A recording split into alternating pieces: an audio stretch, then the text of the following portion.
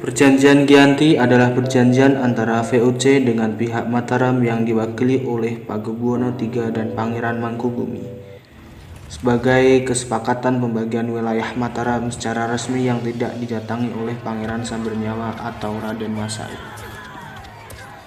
Perjanjian ini adalah hasil dari Perang Tahta Jawa ketiga pada tahun 1749 sampai 1757. Pada masa Pakubuwono II, adanya pemberontakan Tionghoa melawan Belanda. Setelah itu, Pakubuwono III menggantikan Pakubuwono II didukung oleh Kompeni. Namun, Pangeran Mangkubumi tidak terima karena kedudukan lebih rendah sehingga bergabung dengan Pangeran Sambernyawa.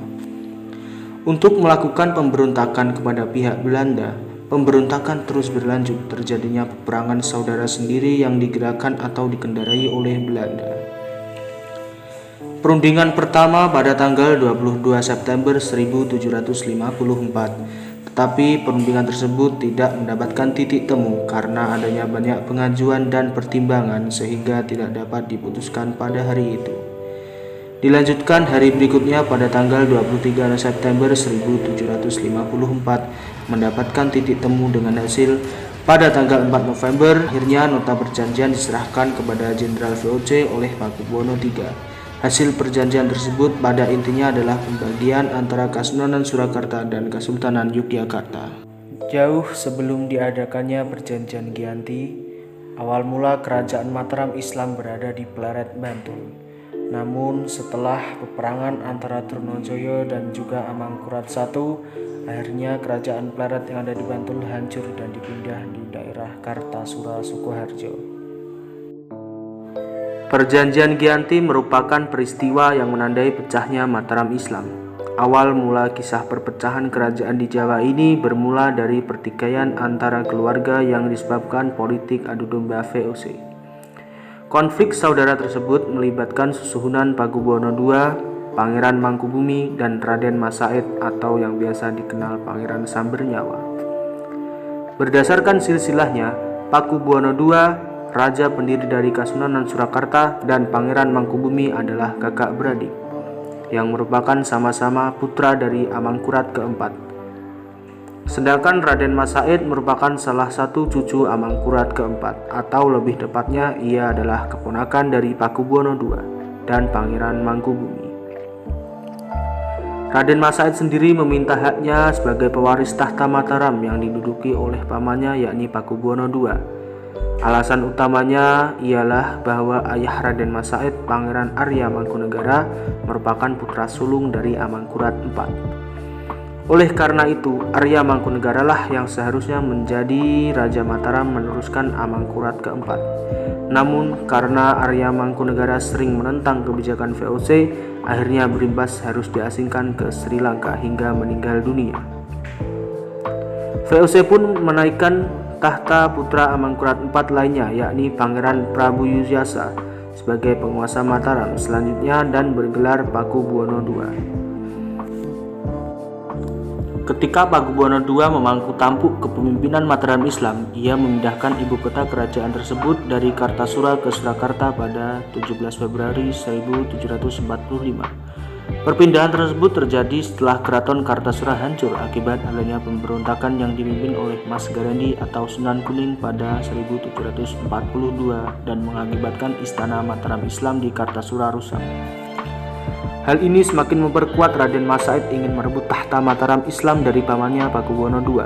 Karena memiliki tujuan yang sama, akhirnya Raden Masaid bekerja sama dengan Pangeran Mangkubumi untuk merebut tahta Mataram Islam dari Pakubuwono II yang dibantu oleh VOC. Pada 20 Desember 1749, Pakubuwono II wafat. Kekosongan pemerintahan ini kemudian dimanfaatkan oleh Pangeran Mangkubumi untuk mengangkat dirinya sebagai Raja baru Mataram Islam.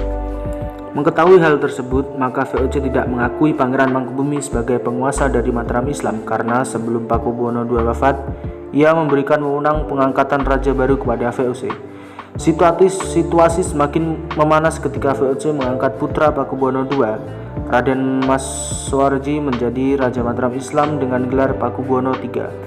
Raden Masaid dan Pangeran Mangkubumi kembali melancarkan serangan pada VOC dan Pakubuwono III. Untuk mengatasi serangan dari Raden Mas Said dan Pangeran Mangkubumi, VOC kemudian menyusun siasat adu domba kedua tokoh tersebut. VOC mengirimkan utusan khusus untuk menghasut Raden Mas Said agar berhati-hati terhadap Pangeran Mangkubumi yang bisa mengkhianatinya. Politik adu domba yang dilancarkan VOC membuahkan hasil. Pada 1752 terjadi perselisihan antara Pangeran Mangkubumi dan Raden Mas Said. Hal ini kemudian dimanfaatkan oleh VOC untuk berunding dengan Mangkubumi. VOC membujuk Mangkubumi dengan menjanjikan setengah wilayah kekuasaan Mataram yang dipegang Pakubuwono III. Pada tanggal 22 sampai 23 September 1754, VOC mengadakan perundingan dengan mengundang Pakubuwono III dan Pangeran Mangkubumi untuk membahas pembagian wilayah kekuasaan Mataram. Gelar yang akan digunakan kerjasama VOC dengan Kesultanan. Perundingan ini akhirnya mencapai kesepakatan dengan ditandatanganinya Perjanjian Giyanti pada 13 Februari 1755 yang membagi Kerajaan Mataram Islam menjadi dua bagian, yakni Kasunanan Surakarta dan Kesultanan Yogyakarta. Pangeran Mangkubumi lalu mendeklarasikan sebagai raja dengan gelar Sri Sultan Hamengkubuwono I. Dengan demikian, maka riwayat Kerajaan Mataram Islam telah berakhir baik secara de facto maupun de jure. Sebagai wujud nyata di mana telah berlangsungnya kesepakatan atas Perjanjian Giyanti ini, maka dibangunlah Monumen Perjanjian Giyanti di daerah Karanganyar, Jawa Tengah. Wujud situs ini berupa batu prasasti dan juga terdapat pohon beringin besar. Perjanjian Giyanti sendiri memuat 10 pasal, di antara lain pasal yang pertama, Pangeran Mangkubumi diangkat sebagai Sultan Hamengkubuwono Senopati ing Alago Abdurrahman Saidin Panatagomo Khalifatullah. Di atas separuh dari Kesultanan Mataram yang diberikan kepada beliau dengan hak turun-temurun pada pewarisnya. Dalam hal ini Pangeran Adipati Anom Bendara Raden Mas Sundara. Pasal kedua, akan senantiasa diusahakan adanya kerjasama antara rakyat yang berada di bawah kekuasaan VOC dengan rakyat kesultanan. Pasal ketiga, sebelum Pepatih Dalam dan para bupati memulai melaksanakan tugasnya masing-masing, mereka harus melakukan sumpah setia pada VOC di tangan gubernur. Pepatih Dalam adalah pemegang kekuasaan eksekutif sehari-hari dengan persetujuan dari residen atau gubernur. Pasal keempat, Sri Sultan tidak akan mengangkat atau memberhentikan Pepatih Dalam dan bupati sebelum mendapat persetujuan dari VOC. Pasal kelima, Sri Sultan akan mengampuni bupati yang memihak VOC dalam peperangan. Pasal keenam, Sri Sultan tidak akan menuntut haknya atas Pulau Madura dan daerah-daerah pesisir yang telah diserahkan oleh Sri Susuhunan Pakubuwono II kepada VOC dalam kontraknya, tertanggal 18 Mei 1746. Sebaliknya, VOC akan memberi ganti rugi kepada Sri Sultan sebesar 10 juta ril tiap tahunnya. Pasal ke-7, Sri Sultan akan memberikan bantuan kepada Sri Susuhunan Pakubuwono III sewaktu-waktu jika diperlukan. Pasal ke-8, Sri Sultan berjanji akan menjual bahan-bahan makanan dengan harga tertentu kepada VOC. Pasal 9, Sultan berjanji akan menaati segala macam perjanjian yang pernah diadakan antara penguasa Mataram terdahulu dengan VOC, khususnya perjanjian-perjanjian yang dilakukan pada tahun 1705, 1733, 1743, 1746, dan 1749. Terakhir, perjanjian ini dari pihak VOC ditandatangani. Namun daripada itu, Perjanjian Giyanti ternyata belum mengakhiri konflik yang sedang terjadi, karena dalam perjanjian ini kelompok Pangeran Sambernyawa tidak diikutsertakan. Seperti yang diketahui, dalam Perjanjian Giyanti, Pangeran Sambernyawa adalah rival Pangeran Mangkubumi untuk menjadi penguasa Mataram. Perjanjian Giyanti merupakan bentuk persekongkolan untuk mengalahkan pemberontak, yaitu Pangeran Sambernyawa.